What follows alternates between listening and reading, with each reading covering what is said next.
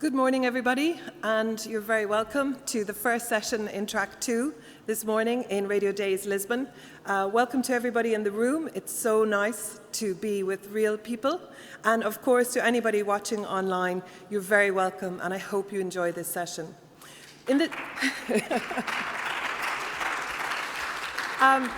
this session, we have two speakers who are going to talk about the power of local radio.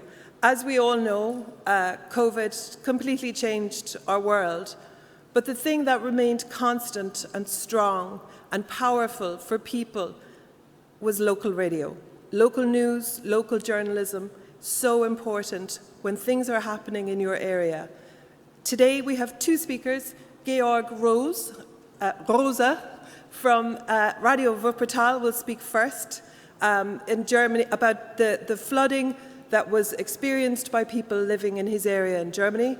And then we will hear from Alessandro Giglioli, I think, from Milan's Radio Popolare. So I hope you enjoy the session. We will have an opportunity afterwards for questions from the people in the room, but also you can submit questions using the app, the Swapcard app. So please do listen, enjoy, and ask your questions. Thank you so much.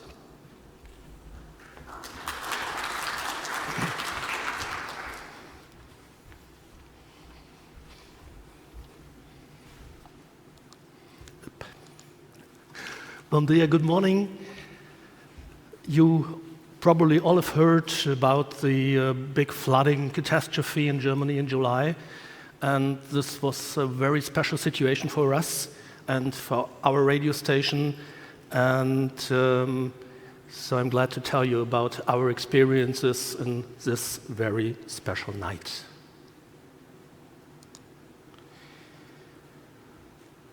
Our city, Wuppertal, is famous for its suspension railway, which drives above the river, the Wupper, and our radio station is just beside this place, directly beside the Wupper. And the photo on the left side I've taken this week, and you see the normal level of the Wupper, which is about 40 centimeters. You can walk through easily. And the other photo on the right side I took on the early morning of the 15th of July, where the level was at about 400 centimeters. We live in one of the most rainy towns in Germany. People say that children in Wuppertal are born with an umbrella in their hands. And nevertheless, this night was very special even for us. The average rainfall in Wuppertal is about 100 liters per square meter per month, and there we had 160 liters per square meter in 24 hours. This was 3 times as much as ever has been measured during 24 hours, and the largest flood since about 300 years. What happened on Wednesday the 14th? It has been raining extremely the whole day on, and nevertheless at 7:10 p.m. we got an official press release, and they said there will be very high water, but there's no danger at all. So at 7:30 we did our last local news of this day, and we went home. About an hour later, I got a private emergency call by a town hall press officer, and he said there might be an emergency situation because of the flooding. And I called our whole team to start a special in order to warn and to inform our listeners. This special show started at 9 p.m. and about 1 hour later we heard that probably the Wupper dams would be overflooded, and this would be a very, very, very, very difficult situation for our town, and so we decided to continue our local program the whole night through. I myself, I was at home when I got the phone call, and I decided to work in the home office to start everything quickly. And I wanted to go to the radio station later, but when I wanted to enter my car, the water was so high I couldn't drive. And this went very, very quickly.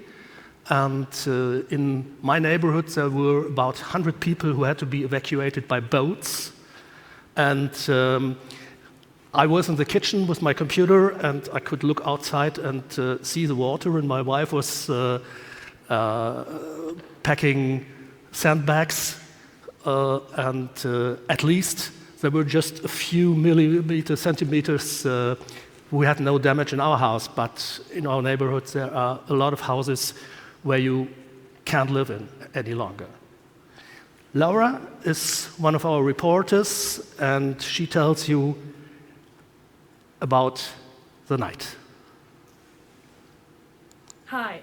This particular night will stay in my memory forever. I went outside with my microphone. I tried to get a hold of what was actually going on. It was a very chaotic situation, and I remember two old ladies that had run outside in their pajamas just to see what was going on. It was very dark, there was no electricity, there was a helicopter up in the sky. I couldn't really see a thing, and I could just hear the water the whole time, so I had this strange feeling of not knowing what exactly to expect, and that kind of scared me. I did my job, and I think we just tried to do the right thing, and in the end it worked out quite well. So at about 1 a.m., there came the official warning by the town authorities. The sirens howled and gave the signal, turn on the radio, and police drove through the streets and demanded to turn on our program. At about 2:30, water entered our basement and we had no access to the internet any longer, and our stream failed, but we could broadcast via FM.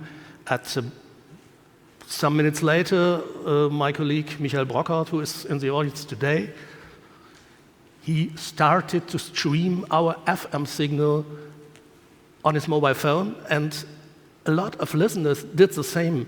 And so we had several thousands of listeners this way during the rest of the night. At 3 a.m., there was a power failure. The town was completely dark. Our battery-powered backup electricity generator supplies only the mixer and 2 studio computers, and only the screens of the computers light up the studio. You see a selfie of our 2 presenters of this night, where you can see the dark rooms of our radio station behind both. Yeah, at 4:30, the greatest danger was over, and this was great luck because at 5 a.m. the generator battery was dead and we had a complete transmission failure for many hours. So this is how Jens and Jasmin, our presenters, remember this night. Hello, we are Jens and Jasmin from Radio Wuppertal. We live in a big city west of Germany with very bad roads, with industrial and little bit of most of the time in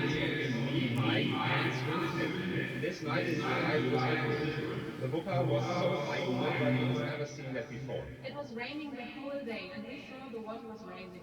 But the city responsible said to us the situation was under control. Then in the evening it all changed. It was 8:30 Bose, the transport number. He said, I have to come to the studio to make a special radio program. So I started at 9 and the whole radio team was working with me. I joined in the studio later that night. Water ran over bridges to houses. running sirens, blue lights everywhere. We talked to the police, the fire department, with the city's crisis team on the radio to give information to everyone. We were concerned that tidal wave would run through the city. That would have been disastrous. Luckily, it didn't. We had it before in the city. Many houses and streets were down, even in the studio, that we didn't have to eliminate the pain. But we had a fire generator running for 2 more hours till 5 o'clock in the morning, waiting for information. In the night, it felt like everyone was listening to us. When the power is out, there is nothing you can do. There is no internet, there is no TV, but you can listen to the radio. However, Battery. Yeah, it was a special radio night in Germany. We did 8 hours of special flood radio until complete transmission failure. I think we just did our job, but other radios didn't, and many other radios couldn't because of technical problems caused by the water. The result for us, a huge and exceptional media response and a very nice surprise. The media response was really exceptional. There were about 200 articles, interviews, reports in all great German newspapers, in radio and TV stations, online platforms, journalism magazines in Germany, Austria, and Switzerland. And we got many invitations to conferences and a lot of meetings with ministries, members of parliament, authorities, to check what can we do for a better disaster relief in Germany. And the surprise, we got the most important award in German radio industry, the German Radio Award Deutscher Radiopreis, in September in Hamburg. Here's a little impression of this evening. Sonderpreis des Beirats.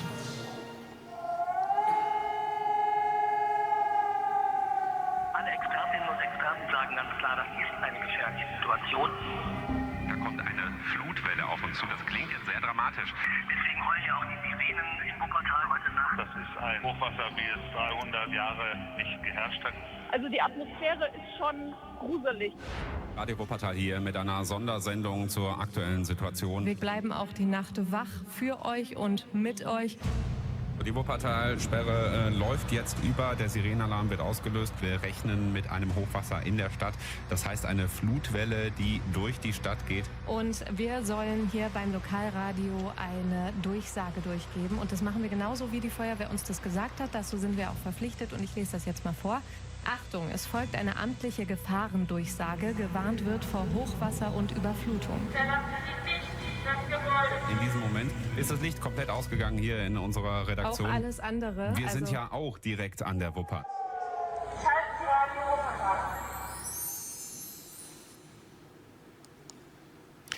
So, I decided that we use the media response and the award to direct public attention to the power of local radio. We say radio can save your life.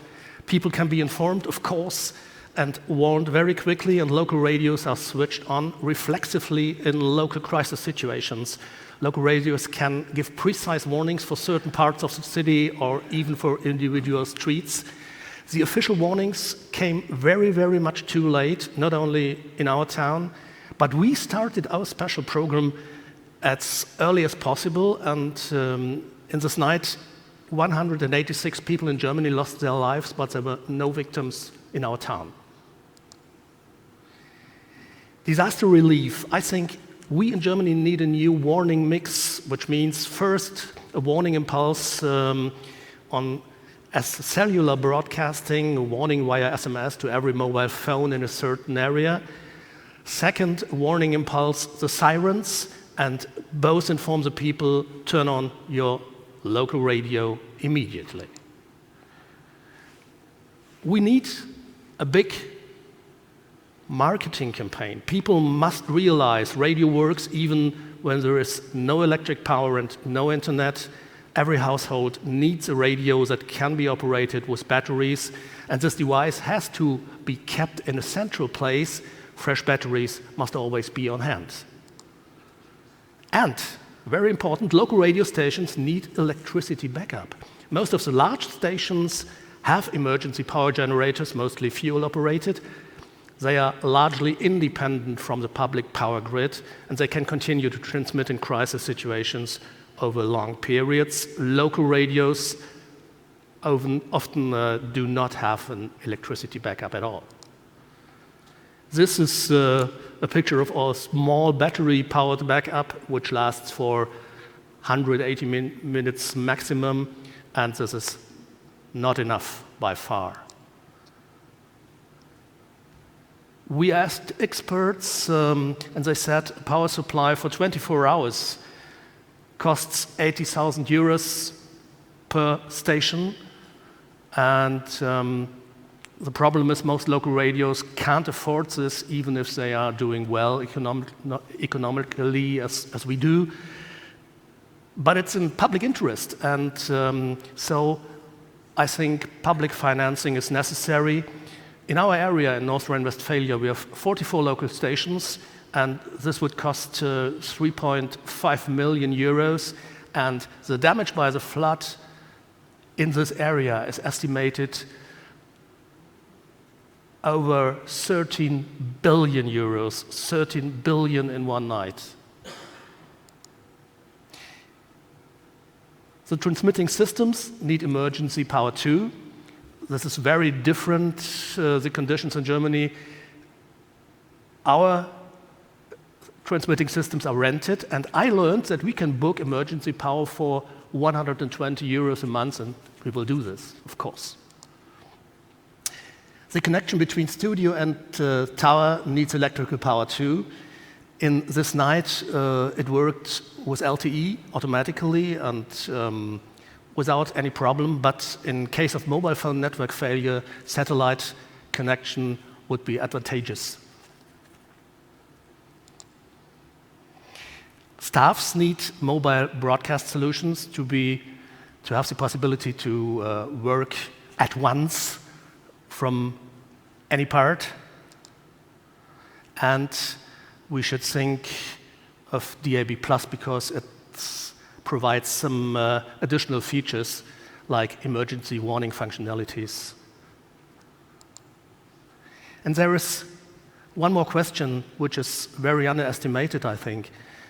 In our town, we have more than 40% inhabitants with immigration background. Many of them do not speak or understand German completely, and we don't speak Turkish or Arabic, for example. So how can we make sure they will all be warned and informed? Can we provide text and audio files for certain crisis situations in frequent native languages and/or in English? And how can we warn and inform deaf people?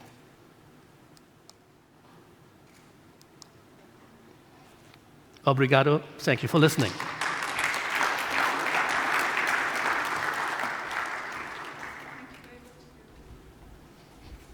Thank you very much to Georg. That was really interesting, and it just shows how fast radio can respond to changing events. Changing events is something that our next speaker is going to talk to you about. He's the editor-in-chief in Radio Popolare in Milan. He's going to talk about their station's reaction to COVID. As we all know, Northern Italy was one of the first places where the outbreak really took hold. I'd like to welcome Alessandro Giglioli. Thank you.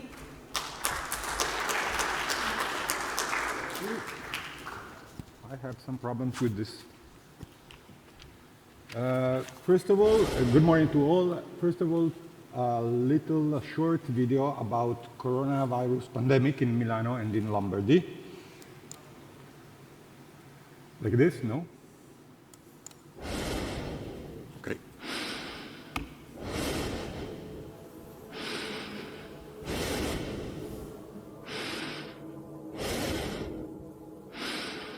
Alle 5 della mattina sono iniziati messaggi, telefonate, ci si domandava mandiamo i bambini all'asilo oppure li teniamo a casa. Da mamma di bimbi piccoli la notte non dormo, per cui consulto il telefono sempre sulle ultime notizie. Quando ho visto Codogno coronavirus, sinceramente sono balzata giù dal letto. Praticamente ci sono dei camion qua nella periferia del nostro paese che bloccano l'uscita dal paese, quindi proprio non ci vogliono far uscire. È la prima volta che ci troviamo ad affrontare così da vicino una situazione che sembra essere da fantascienza, insomma, sembra di essere in un film.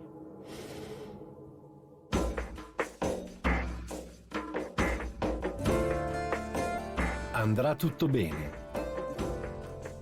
Un podcast di Radio Popolare.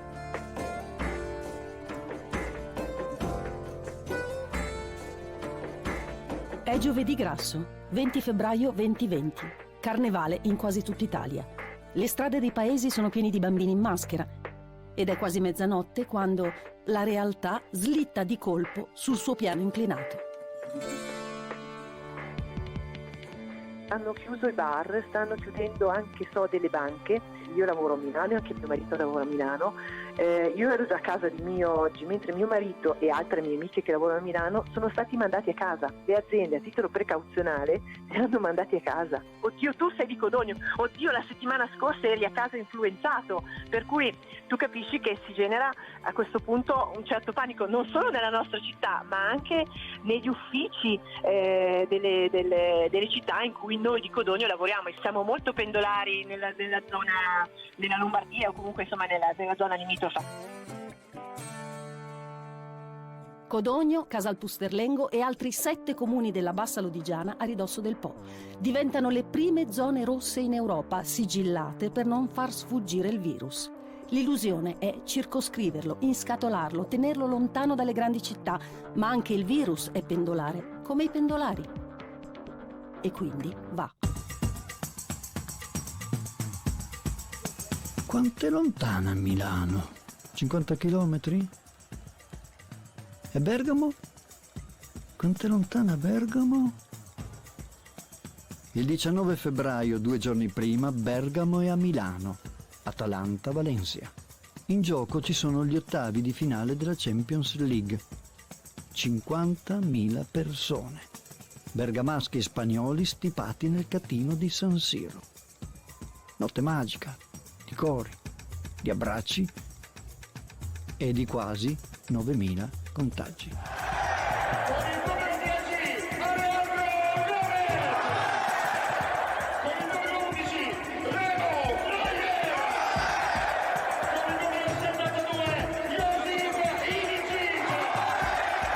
Stadio Giuseppe Meazza di Milano San Siro. Una buona serata da Maurizio Compagnoni e Luca Marchegiani. Squadre che stanno per entrare in campo, ci tuffiamo nell'atmosfera meravigliosa di Atalanta-Valencia. Attenzione che parte in posizione regolare. Adebur, vola verso l'area avversaria, davanti al portiere. Adebur, parte il tiro! Rete! Rete! Che alle poche all'Atalanta! San Siro una bolgia!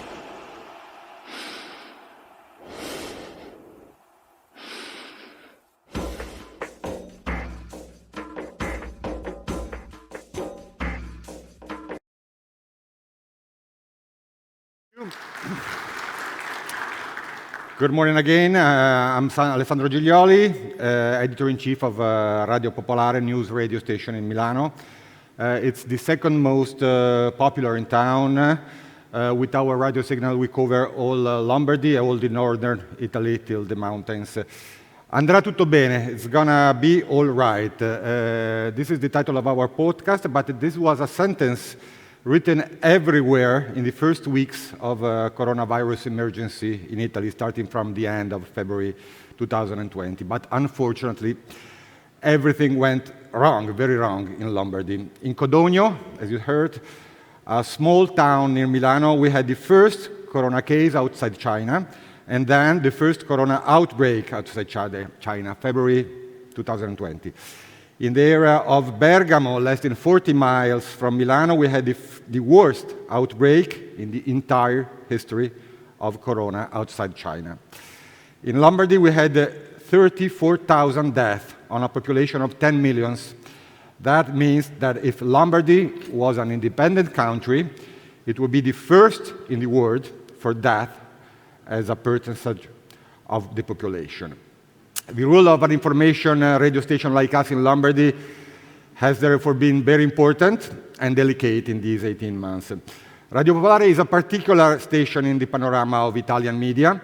We do not have an owner. We do not have a publisher.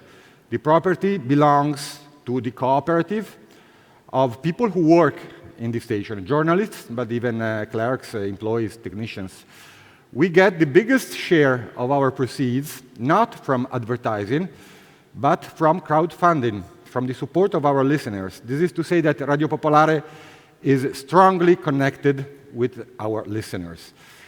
This strong emotional connection, which is also an affective connection, a political connection, is a very important part of our DNA since our foundation in 1975. So when Corona broke out in Lombardy, Radio Popolare had not only an information duty, we had also another duty representing the heart of a community suddenly struck by a very catastrophic event. Starting from the end of February 2020, phone calls, you heard them, from our listeners or their messages on WhatsApp and Telegram quickly made us realize that something never seen before was happening in our land. The first sign came from listeners, starting from the end of February. First, hundreds of reports by phone of people with very high fever asking to be hospitalized, but the overcrowded hospitals refused them, telling them to stay at home. Second, hundreds of reports of ordinary medical exams cancelled and the normal medical activity suspended. The hospitals taken by the storm of coronavirus no longer guaranteed other services. Third, reports from doctors of the public health service saying that health institutions had not provided them with personal protective equipment like masks, gloves. Many doctors, were very scared, and some of them no longer received their patients. In those days, end of February 2020, Radio Popolare obviously began to change its programming by increasing spaces for live reports, and especially for phone calls from people at home, but even people in the hospitals.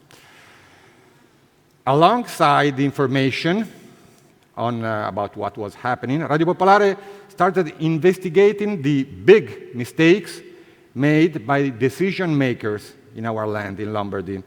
So, information and denunciation together. For example, a totally wrong decision was made by the regional government when they admitted many coronavirus patients into nursing for elderly people, for medical care that was no longer provided by the hospital, the overcrowded hospital. And so the arrival of corona patients in nursing homes for the old people has obviously triggered outbreaks that have affected and killed hundreds of old people. Now, a judicial investigation is underway to ascertain the criminal responsibilities of politicians, the power of local radio. Another issue of political denunciation made by Radio Popolare was around the COVID swaps, because some private hospitals offered them at a very, very high prices, up to €300 each, while public hospitals didn't have swaps enough. Another political struggle made by Radio Popolare was against the local Minister of Health, the Minister of Health in Lombardy, who in those days used to go on air every day in a private television channel to make wrong statements about the progress of the epidemic in Lombardy. Devoid of any medical knowledge, the minister also made evidently wrong scientific statements. Radio Popolare has asked for his resignation several times. Now he is no more minister, the power of local radio. Another political struggle for us was to oppose the association of industrialists who did not want the production to stop. According to them, the continuity of production activity was more important than public health. So, in that period, the first two tasks for us were first, to provide timely information on what was going on in Lombardy, using the listeners as sources too, not only them, but also. Second, to put pressure of some political and social struggles. At the same time, Radio Popolare began to support solidarity and mutualism. Many initiatives were springing up in that period in Milano. For example, we supported the crowdfunding for the solidarity swaps. That means free swaps offered by volunteer doctors who toured the city with a bus, giving the service to those who could not pay for swaps, for private swaps, obviously. Ample space was also given by our channel to the association that provided food at home to people unable to shop for economic or health reasons, especially poor and old people. We also invited on-air workers of any kind and professional background to share their problems. In those days, almost all the daily programming was dedicated to these issues, while the radio workers organized themselves, obviously, to broadcast as much as possible from home in order to reduce the gatherings in the studios and in the newsroom. A maximum of 4 people were expected in the radio at the same time, while everyone else was broadcasting from home with tablets and software to guarantee the best possible voice quality at a low budget. Alongside the broadcast of information and denunciation and solidarity, on Radio Popolare there was also a 4th task. I mean something like friendly programs, something like You'll Never Walk Alone programs, with chats and happy music or relaxing music for those who were locked up at home. It was a sort of a collective hug that has found its maximum in the transmission At Home With You, A Casa Con Te, which was a broadcast after dinner. And our mandate in this transmission was not speaking about Corona, neither a word about Corona at the time, but just keeping company to the listeners, to the people forced at home, by talking about something else, and maybe sometimes even trying to make them laugh, smile. This mix of information, denunciation, solidarity, and friendship has greatly strengthened the emotional connection between the radio and our listeners, and has increased the sense of community. We are a community radio. The sense of community maybe reached its apex on April 25, 2020. April 25th in Italy, like in Portugal, is an important day. In Italy, we celebrate the liberation from the Nazis in 1945, when Milan, all the north of Italy, we rose up against the Nazi invasion, and the partisans liberated the city of the north before British and American allied troops arrived from the south. Usually on April 25th in Milano, we have a great democratic and anti-fascist demonstration, but obviously in 2020 we were in full pandemic, so no rally was possible. So Radio Popolare organized an appointment at the same time from all the balconies, from all the terraces, all the roof on Milano. Listeners were called to sing all together Bella Ciao, which is the song of the anti-fascist resistance in Italy. The initiative was very successful. Thousands of people sang Bella Ciao from balconies, from roofs, and those who didn't want to sing could expose the radio from the windows. The radio obviously was broadcasting the same song at that time. This is the story of Radio Popolare during the worst period of coronavirus in Milano and in Lombardy. In the following months, and during the other waves of coronavirus, Radio Popolare continued with the same editorial line. For example, in February 2021, we fought for vaccine to be distributed only in a public and free way and in order of age. First, old people and sick. The industrialists wanted to distribute them just in the production areas, just in the firms. And so we won that battle, and the industrialists were in favor of liberation of pay vaccine for a fee in private hospitals. And not alone, but we won that battle. Gradually, during 2021, programming returned to normal, and even attendance in studios, obviously. Now, Radio Popolare is going to have a new struggle, because the problem now is how the coronavirus pandemic will have effects on social and economic situation. Corona, as you know, has increased inequalities, creating new groups of poor people, and this will be our next struggle. Again, Radio Popolare will do both information and denunciation with our journalists and overall with our listeners. That's it. I hope to not to be late.